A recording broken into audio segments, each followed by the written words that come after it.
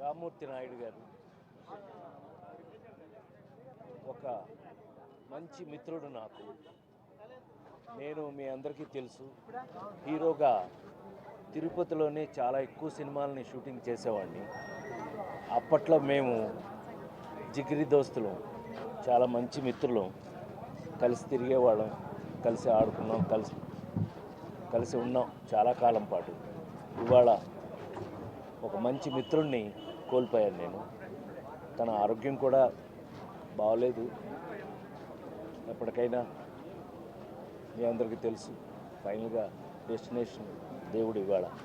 But Rammurthy Naidu గారు చాలా అద్భుతమైన మిత్రుడు, చాలా చాలా వెరీ ఫ్రెండ్లీ.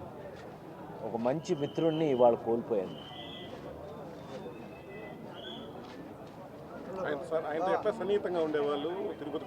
అవునండి, తిరుపతిలో నేను ఎక్కువ షూటింగ్లు సినిమాలు తీసిన తిరుపతి మీ అందరికీ తెలుసు, ఐడియా ఉండుంటుంది మీకు.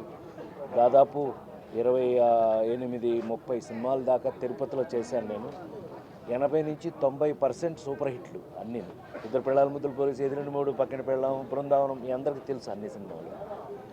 ఆ టైంలో ఆల్మోస్ట్ 25-30 ఏళ్ల క్రితం నుంచి ఒక అద్భుతమైన మిత్రులు మేము. రామ్మూర్తి నాయుడు నేను చాలా మంచి మిత్రులు, వీఆర్ బెస్ట్ ఫ్రెండ్స్. అంటే చంద్రబాబు గారి ద్వారా పరిచయం అయినారా లేకపోతే కాదండి, మామూలుగా లోకల్గానే నేను ఆల్మోస్ట్ నన్ను తిరుపతి లోకల్ అంటారు ఎక్కువ. సో తిరుపతిలో నేను ఎక్కువ షూటింగ్స్ చేయడం వల్ల, మద్రాసు నుంచి వచ్చి ఇక్కడ ఎక్కువ షూటింగ్స్ చేయడం వల్ల తిరుపతికి నాకు చాలా అటాచ్మెంట్. అందుకే భగవంతుడు కూడా నాకు పైన కాటేజ్ కట్టే అవకాశాన్ని ఇచ్చారు.